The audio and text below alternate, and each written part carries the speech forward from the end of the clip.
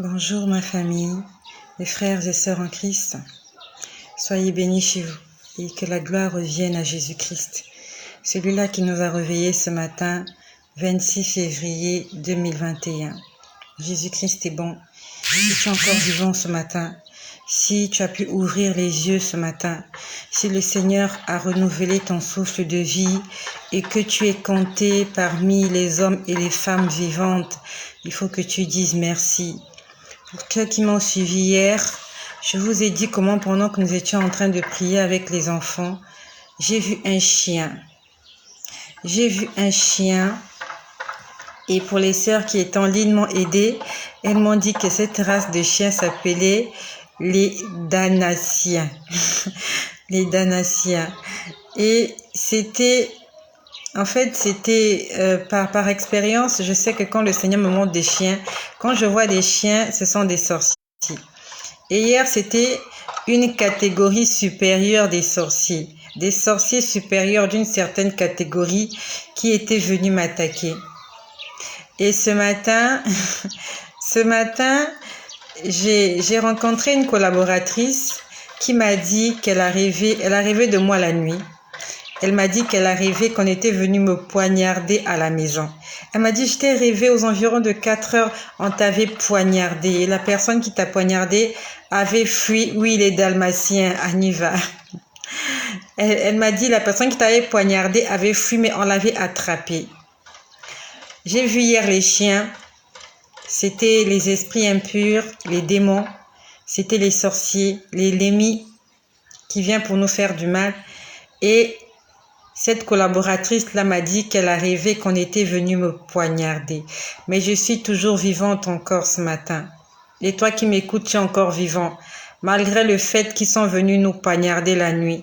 Malgré le fait qu'ils nous ont envoyé des flèches, qu'ils nous ont envoyé des bombes. Jésus-Christ nous a réveillés ce matin. Disons-lui merci et vivons pour Jésus-Christ. Par la grâce du Seigneur, comme je vous l'avais promis, j'ai entendu plusieurs enregistrements sur les réseaux sociaux et j'ai entendu un cri similaire au cri que le Seigneur m'a déjà fait entendre plusieurs fois, des âmes qui sont torturées en enfer. L'enfer existe et moi qui vous parle, je suis témoin de ces choses. N'eût été la grâce de Jésus-Christ, aujourd'hui je serais en enfer depuis 2017. Depuis 2017, je serais morte et je tombais en enfer. Et c'est par la grâce du Seigneur Jésus-Christ. C'est pour ça que je lui ai dédié ma vie. C'est pour ça que je dis tout haut, sans avoir honte, que je veux vivre pour Jésus, que je veux servir le Seigneur Jésus-Christ jusqu'à mon dernier souffle. Parce qu'il y a beaucoup de gens qui sont dans cet endroit qui regrettent. Ces gens nous regrettent. Ces gens regrettent et aimeraient être à ma place, aimeraient être à ta place. Et toi, aujourd'hui, nous avons le privilège de pouvoir entendre ces enseignements, de pouvoir profiter de ces témoignages. Utilisons-le à bon escient. Utilisons-le à bon escient. Ne venons pas seulement pour écouter des prophéties. Qu'est-ce que Dieu a dit, qu'est-ce que Dieu a montré. Mais vivons dans la sanctification. Vivons dans la crainte du Seigneur. Vivons dans l'obéissance. Parce que c'est cette obéissance qui fera de nous des personnes qualifiées pour le ciel. Aucun pécheur n'héritera le royaume des cieux. Par rapport à l'expérience que j'ai, il y a plusieurs endroits où vont les gens qui meurent. Plusieurs endroits. Ils ne sont pas tous au même endroit. Premièrement, il y a ceux-là qui sont morts dans le Seigneur. La Bible nous dit, il n'y a aucune condamnation pour ceux qui sont en Jésus-Christ.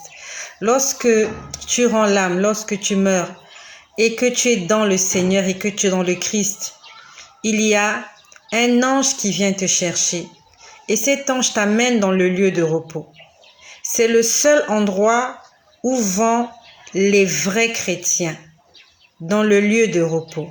Et pour ceux qui sont abonnés, je vous ai déjà plusieurs fois expliqué en quelques mots à quoi ressemble cet endroit par rapport à ce que le Seigneur m'a montré. Et pour ceux qui ne sont pas dans le Seigneur, pour ceux-là qui meurent dans un état de péché, qui qu'ils soient, que ce soit des chrétiens, que ce soit des non-chrétiens, quand ils meurent dans un état de péché, il y a certains qui se retrouvent esclaves. Ce sont des esprits esclaves. Et quand je vous parle de ces choses, je vous parle en connaissance de cause. Ce ne sont pas des cours qu'on m'a fait. Ce sont les choses que le Seigneur m'a montrées et m'a expliquées. Il y a des gens qui se retrouvent esclaves. Donc, ils font des travaux forcés. Ils sont quelque part, ils travaillent pour les autres. Il y a certains qui se retrouvent comme esprits errants. Esprit errant, ça veut dire que son âme se promène, il ne sait pas où aller, il fait que se promener, il traîne, il fait que se promener, il est comme bloqué, il ne peut pas aller, en fait il est bloqué dans cette sphère-là, il est comme un vagabond. Il y a d'autres qui se retrouvent dans un lieu de tourment. Il y a il y a deux lieux de tourment. Donc il y a un lieu de tourment, quand je dis lieu de tourment, c'est un endroit où les gens sont torturés, les âmes sont torturées. Et j'ai vu ces âmes-là, certains, on leur a fermé la bouche. Ils ne peuvent pas crier. Je ne sais pas pourquoi on leur avait fermé la bouche. Mais il y a un endroit où les gens sont torturés, ils ne peuvent pas crier parce que j'avais l'impression qu'on leur avait bloqué la bouche. Et il y a un autre endroit où les gens aussi sont torturés, mais ces gens-là, ils crient. Ils sont entassés comme des sardines, les uns à côté des autres. Il n'y a pas de lumière, il n'y a pas de fraîcheur, ils n'ont pas de vêtements, ils sont nus, ils sont dévêtus, ils sont serrés les uns contre les autres. Il n'y a pas, en fait, il y a des tourments. Ils se lamentent, ils crient, ils pleurent. En fait, ils expriment toutes sortes de remords, toutes sortes. En fait, c'est un endroit où il n'y a pas la joie. C'est un endroit où il n'y a pas la paix. Et les gens crient là-bas sans arrêt. Et ils crient à plein gosier. Quand je dis qu'ils crient à plein gosier, ils crient de toute leur force. De toute leur force. Et pendant que nous sommes encore sur terre, nous devons faire le choix de là où nous allons passer notre éternité. Est-ce que nous allons passer notre éternité à côté du Seigneur? Beaucoup de gens vont dire que je viens raconter des bêtises. Je lève ma main droite, que ce que je vous dis, c'est la vérité. Je ne vais pas jurer parce que la Bible nous interdit de jurer, mais je vous parle sous le contrôle du Seigneur. Que ces choses que je viens vous dire, c'est la vérité. C'est la pure vérité. Et le Seigneur m'a dit, tu vas le leur dire, toi qui as vu ces choses. Toi qui as eu la grâce de voir ces choses, tu vas le leur dire. C'est pour ça que je viens ici tous les jours, presque tous les jours, 2 fois, 3 fois par jour, peut-être même encore plus, afin de nous prévenir qu'il y a un endroit où il y a des gens, et ces gens-là, c'est toutes ces personnes qui n'ont pas marché en droiture avec le Seigneur. Qui que tu sois, même si tu es un chrétien, moi j'étais une chrétienne, mais je me suis retrouvée aussi dans cet endroit parce que je vivais dans le péché. Je vais vous faire écouter ces cris-là. En Sibérie.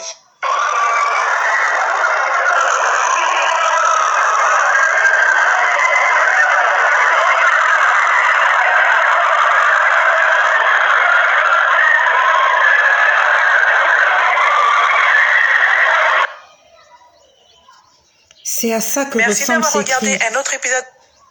C'est à ça que ressemblent ces cris. Je ne sais pas si vous avez bien entendu. Je vois mes sœurs qui sont là. Mes sœurs, dites-moi, est-ce que vous avez bien entendu? Je vais vous faire encore écouter ces cris-là. Est-ce que vous avez bien entendu?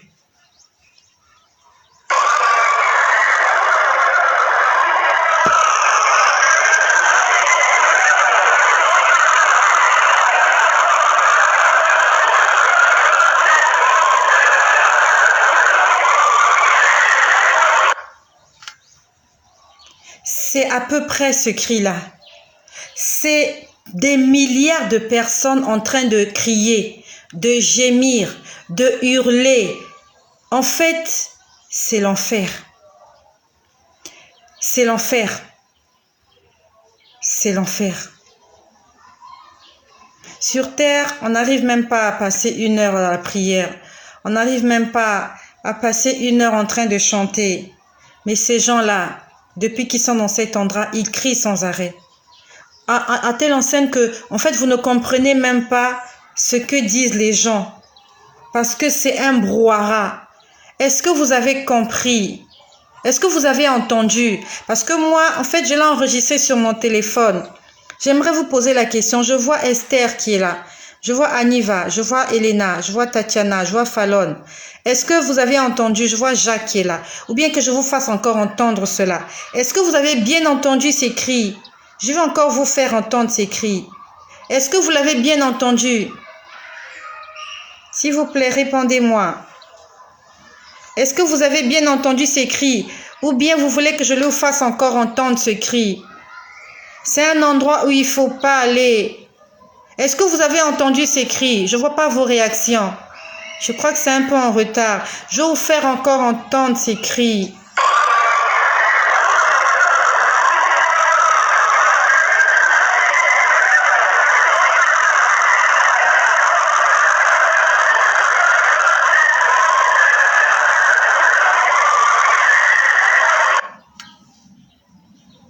Et n'eût été Jésus-Christ, moi qui vous parle, je serai dans cet endroit. Vous ne m'aurez jamais connu. Ou je serai dans cet endroit. Je ne mérite pas d'être toujours en vie. C'est par la grâce du Seigneur que je suis toujours en vie. Je serai dans cet endroit, moi Estelle, je serai là-bas, en train de me demander pourquoi je n'avais pas obéi. J'allais me poser la question de savoir pourquoi je n'avais pas arrêté avec telle ou telle chose. Pourquoi je me suis attachée aux choses de la terre? Pourquoi C'est un endroit de regret où les gens regrettent. Ils font que regretter et ne te retrouvent pas dans cet endroit. Fais tout pour ne pas arriver dans cet endroit. Nous sommes des pèlerins sur cette terre. Nous sommes de passage sur la terre. On ne va pas rester ici éternellement. Même si ici il y avait des choses que nous n'avons pas pu avoir, c'est pas grave. C'est pas l'essentiel. L'essentiel, c'est la vie éternelle. Je vais encore vous faire entendre ces choses. Et j'aimerais que tu te rappelles de ce son-là à chaque fois que tu vas essayer de pécher. À chaque fois que tu vas essayer de pécher.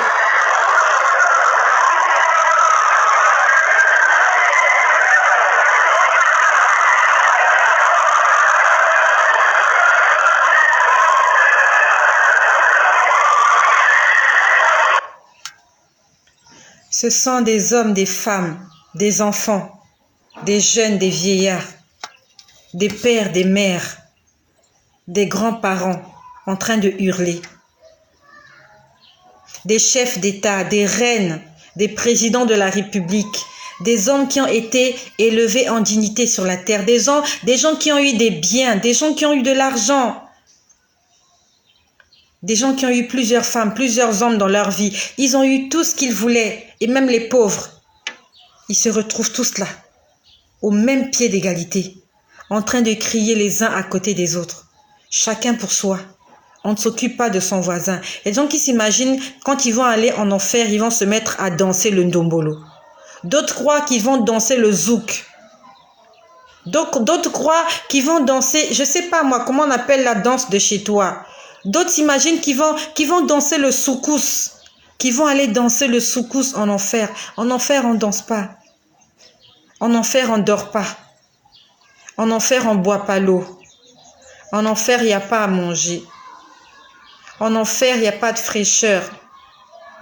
En enfer, on crie, on pleure, on regrette, on se lamente, on se déchire la peau, on se maudit parce qu'on se dit « j'aurais pu servir le Seigneur.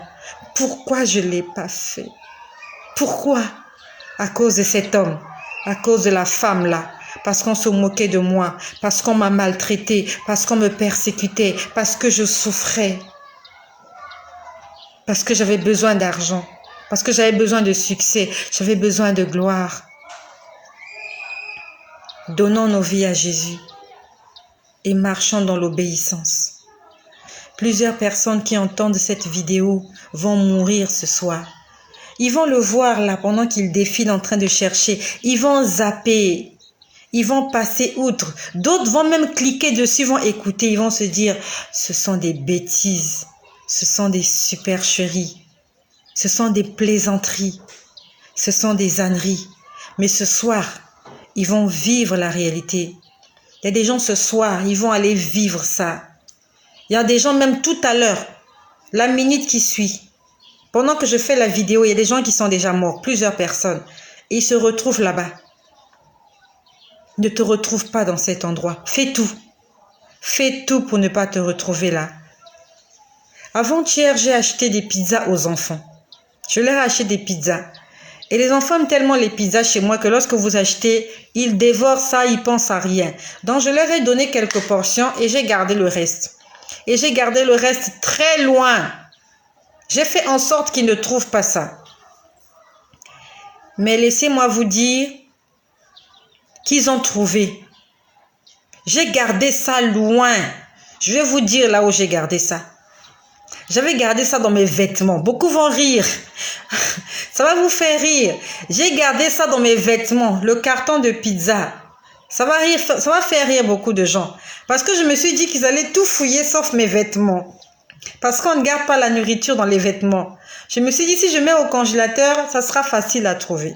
Au réfrigérateur, ça sera facile. Je me suis dit, dans les vêtements, ils ne trouveront pas. Mes amis, ils ont fouillé mes vêtements, ils ont trouvé les pizzas. Ils ont trouvé les pizzas dans mes habits.